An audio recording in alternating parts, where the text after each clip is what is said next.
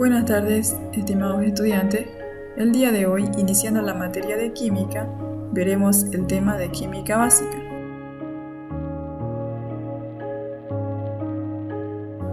Primero vamos a definir los conceptos para entrar en materia. ¿Qué es la química? La química la podemos definir como la ciencia que estudia los cambios y transformaciones que sufre la materia. Y la materia está constituida por átomos, donde la materia viva está constituida por una serie de elementos químicos, los bioelementos que se unen para formar las biomoléculas, como los carbohidratos, lípidos, proteínas, ADN, ARN y entre otros. La materia es todo lo que tiene masa y ocupa un lugar en el espacio. Es todo lo que podemos tocar y ver. Eso es materia. Es todo lo que tiene densidad. Y la materia, como lo mencioné anteriormente, está constituida por átomos. Ahora en la gráfica vamos a explicar lo más importante que deben conocer de los estados de la materia. Tenemos el estado líquido, el estado sólido y el estado gaseoso. Con cualquiera de estos estados podemos conseguir la materia. Se puede pasar de un estado a otro. Por ejemplo, de líquido a sólido se llama solidificación. Por el contrario, de sólido a líquido se llama fusión. De estado sólido a gas sin pasar por líquido se llama sublimación. De estado gas a sólido se llama cristalización. De estado gas a líquido se llama condensación. Y de líquido a gas, vaporización. Ahora veremos un poco acerca de las características de cada uno de los estados. Tenemos, por ejemplo, el estado sólido, que es el que está rígido de la materia. Las partículas que la conforman, que la constituyen, se encuentran organizadas y muy compactas. Tenemos el estado líquido, y los líquidos se caracterizan porque no tienen una forma definida. Tienen la forma del recipiente que los contiene. El estado gaseoso es el estado en que las partículas se encuentran más alejadas y empiezan a chocar para producir energía. Tenemos el estado de plasma, que no lo encontramos en la gráfica anterior, y entonces lo podemos definir como un gas ionizado, en el cual los átomos que lo componen se han separado de los electrones. También tenemos el estado Bose-Einstein. Tiene cerca del cero absoluto de menos 273 grados Celsius. Y este se caracteriza porque todas las partículas que constituyen la materia trata de ocupar el mismo espacio, como se observa aquí, es el condensado de Bose-Einstein. La materia tiene varias propiedades. Tenemos las propiedades intensivas, que son propias de la sustancia, como densidad, punto de fusión, punto de ebullición, conductividad, color, olor, sabor, etc. También tenemos las propiedades extensivas, que dependen de la cantidad de sustancias, como tamaño, la forma, la inercia, la masa, etc. Bueno, la propia intensidad de la materia, tenemos una propiedad importante que la definimos como la relación que existe entre la masa y el volumen. Y en esta tabla podemos observar las densidades de algunas sustancias comunes que podemos ver en la vida cotidiana. La materia se clasifica en sustancias y mezclas. Las sustancias pueden ser simples o compuestas. Los simples son todos los elementos que encontramos en la tabla periódica.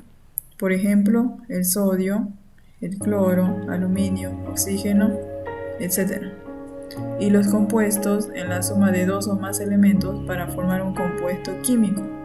Por ejemplo, el cloruro de sodio, el óxido de aluminio, etc. La mezcla pueden ser homogéneas si constan de una sola fase, por ejemplo, el humo, la espuma, o heterogéneas si constan de varias fases, de dos o más fases, por ejemplo, el agua, aceite y la ensalada. El átomo es la partícula más pequeña de la materia, que no se puede dividir. El átomo está constituido por varias partículas subatómicas, también que son llamadas, en el caso de los protones con carga positiva, que encontramos en el núcleo del átomo. Tenemos también en este lugar donde podemos encontrar los neutrones que no tienen carga, y en la periferia que se encuentran girando según algunos modelos atómicos. Tenemos los electrones que tienen carga negativa. Las técnicas de separación son técnicas que nos pueden ayudar a purificar algunas sustancias. Por ejemplo, si deseamos separar sólidos, podemos utilizar el criba o tamizado, que tiene la propiedad de distintos tamaños de grano, como por ejemplo la grava y la arena. También se pueden utilizar la extracción, flotación, magnetización, pero no nos vamos a enfocar en ello, solo en algunos que son los más puntuales. Tenemos, por ejemplo, la técnica de decantación. En ella observamos que podemos utilizar el embudo de decantación para separar un líquido que tiene algún grado de impureza. En el líquido agregamos otra sustancia en el mismo embudo de decantación, donde habrá dos líquidos que sean inmiscibles, es decir, que no se mezclen, y luego agitamos para que la impureza se mezcle en los dos lugares. Luego se separará una de las dos sustancias, y así de esa manera seguimos purificando. Esto se llama decantación. Tenemos la destilación, que es una técnica de separación que se basa en los diferentes puntos de ebullición de la sustancia. Tenemos un ejemplo donde podemos destilar agua para quitarle todos los minerales. Podemos destilar una mezcla de alcohol y agua para separar el alcohol del agua, para purificar algún tipo de sustancia. El fundamento de esta técnica es que las sustancias que vamos a separar deben tener diferentes puntos de ebullición.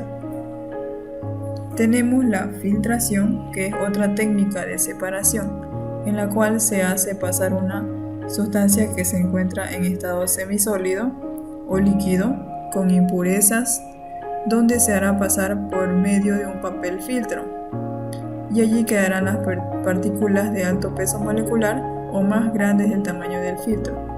Este será el filtrado. Tenemos también la centrifugación. Es una de las técnicas más utilizadas en bioquímica, donde se toma una muestra de sangre venosa o sangre arterial. La muestra se coloca en un tubo de ensayo que puede contener anticoagulante o puede ser un tubo sin anticoagulante, dependiendo de la técnica que se va a realizar. Se procede a introducir el tubo en un equipo llamado macrocentrífuga, donde se le va a aplicar una fuerza centrífuga. Esto lo va a poner a girar a altas revoluciones por 5 a 10 minutos. Luego se observará las partículas sólidas, que son los glóbulos rojos, glóbulos blancos y plaquetas, quedarán en el fondo del tubo. En la parte de arriba va a quedar el suero, en caso de que la muestra no lleve anticoagulante, o plasma si la muestra contiene anticoagulante. Tenemos la técnica de cromatografía, que también es una técnica de separación importante, en la cual tomamos una muestra de una sustancia que queremos separar, ver cómo está compuesta molecularmente. Luego la colocamos en el papel filtro o en la placa de cromatografía, y entonces la colocamos aquí, donde debe existir un líquido en el cual las moléculas no se mezclen con este líquido. Luego de cierto tiempo, las moléculas se van a separar y van a migrar. De esta manera, como se observa aquí. Luego este papel filtro o placa cromatográfica la pasamos al cromatógrafo de gas, un equipo de cromatografía de gas, por colocar un ejemplo. Existen muchos tipos de cromatografía. Luego, esta técnica lo que hace es quema esta molécula Esta sustancia la quema y descompone todas las partículas que la conforman. Y luego vamos a observar en el ordenador unos picos, de esta manera unos gráficos donde el ordenador nos compara con los gráficos que muestran distintas sustancias. Esto es muy importante. La técnica es muy importante para cuando nosotros necesitamos analizar cómo está compuesta una sustancia a un medicamento. En caso de una intoxicación, por el caso de un homicidio, puede ser analizada la muestra por esta técnica. Hablemos un poco de las escalas de temperatura. Entonces debemos hablar un poco de energía, calor y temperatura. El calor es un tipo de energía transmitida por choques y generalmente se da en la periferia de la sustancia. Aquí observamos que está la molécula de agua donde apenas le estamos aplicando calor, pero cuando ya aumenta la temperatura, entonces las moléculas empiezan a chocar, a girar y algunas empiezan a salir porque ya no sienten que caben en el recipiente. O tratan de ocupar los gases, tratan de ocupar mucho más espacio del que deberían ocupar en el estado líquido, porque sus moléculas se alejan mucho. Existen muchas escalas de temperatura, pero las más comunes que nosotros podemos ver, tenemos la escala de Fahrenheit, la escala Celsius y la escala Kelvin. Bueno, jóvenes, la clase de hoy quedará hasta aquí. Para la siguiente clase veremos cómo aplicar las fórmulas de escalas de Fahrenheit, Celsius y Kelvin en ejercicios y practicaremos con los mismos. Fue un gusto compartir con ustedes esta clase. Mi nombre es Gabriela Salvatierra, de profesión licenciada en bioquímica, actualmente cursando un diplomado de herramientas virtuales. Trabajo en el laboratorio de la Clínica ProSalud y dicto clases a estudiantes de la secundaria en la materia de química. Hasta pronto y nos encontramos en la próxima clase.